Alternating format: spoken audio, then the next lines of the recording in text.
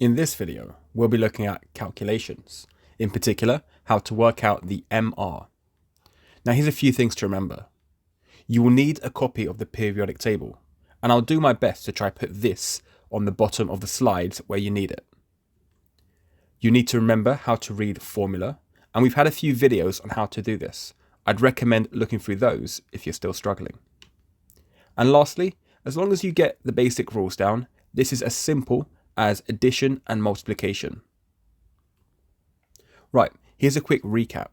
Now if we just use beryllium here as an example, we have these two numbers, atomic mass and atomic number. Now the one we're concerned about for working out MR is the atomic mass, the big number. Here's a few examples. Could you find the atomic mass of these examples? You have 2 minutes.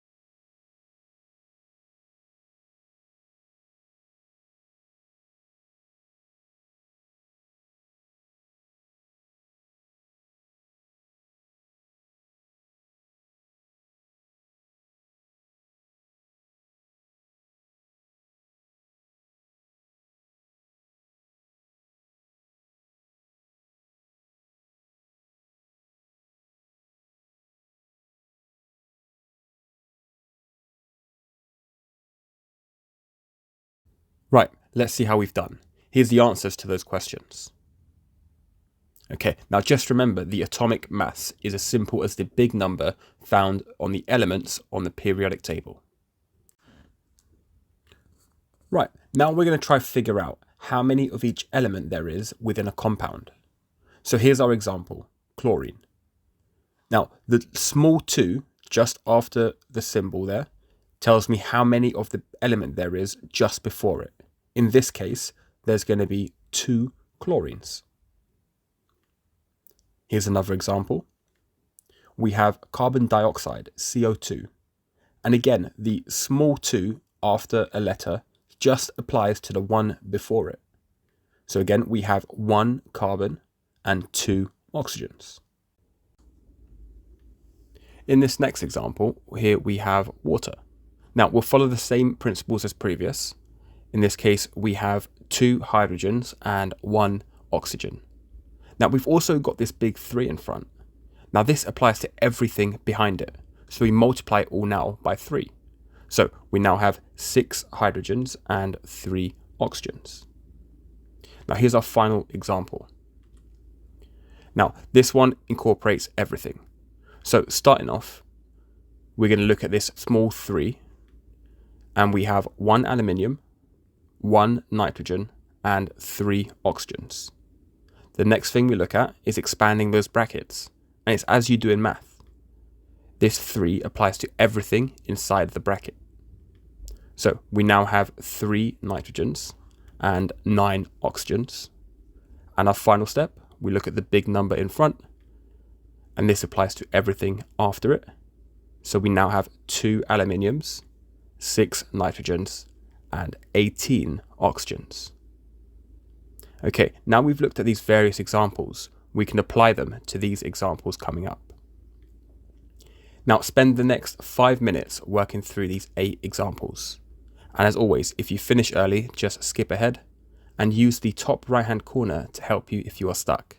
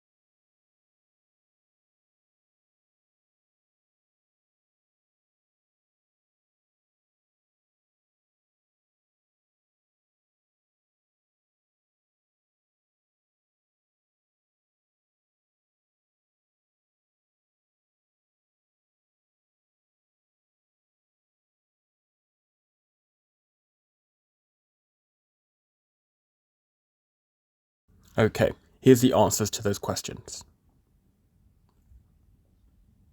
Now that we've had a look at working out how many of each element there are, we can now use this to work out our MR, our relative formula mass. And again, I'm just going to use the previous examples that we had. So this chlorine, Cl2, it has 2 chlorines. Now, this is where the periodic table comes in handy. We find the mass number of each element, and then we just multiply them by how many we have. So if we have 2 chlorines, and each chlorine has a mass of 35.5, we multiply those together, which means chlorine, Cl2, has an MR of 71.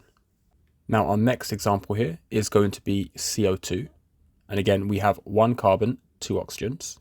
And then we find each individual element's mass number on the periodic table. Carbon is 12 and oxygen is 16. And as we did previously, we multiply each together and then we add them up. Therefore, CO2 has an MR of 44. Now our next example here, water. Now the first thing we're actually going to do is remove that big 3. When working out MR, we are just looking at one of those molecules. It's the relative formula mass of one molecule. So in this case, we have 2 hydrogens and 1 oxygen. And as we did previously, we multiply it by the mass numbers to give us an MR of 18. Now the last example I'll go through here will be this, aluminium nitrate. And again, we want the MR of just 1 aluminium nitrate. So let's remove that too. And then we have 1 aluminium, 3 nitrogens, and 9 oxygens. And as we did previously, we multiply by each individual mass number and add up to find the total MR, in this case 213. Right, now that we've done a few examples, here's a few for you to try yourself. Take the next 5 minutes to work through those and work out the MR of each individual compound. If you finish early, just skip ahead. Otherwise, pause the video if you need more time.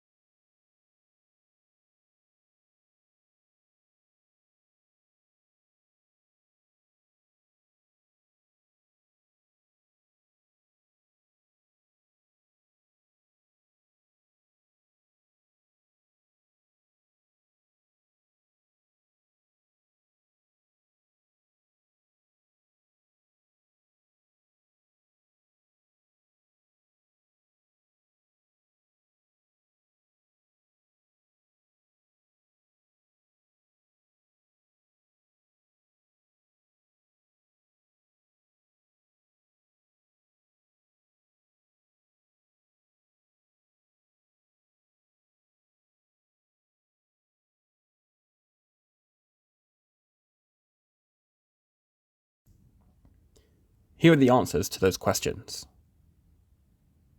Now again, just remember, the big number in front does not apply when you're working out the MR. Okay, so let's summarize. To work out the MR, we need to work out how many of each element there is in one molecule. We need to remember what each of these numbers mean to help us work out the MR. And then we multiply the number of elements by their atomic mass. And to do that, we need to make sure we use the periodic table, as seen down below. Right, I hope this video has helped. And as always, if you have any questions, leave them down below, and I'll do my best to get back to you.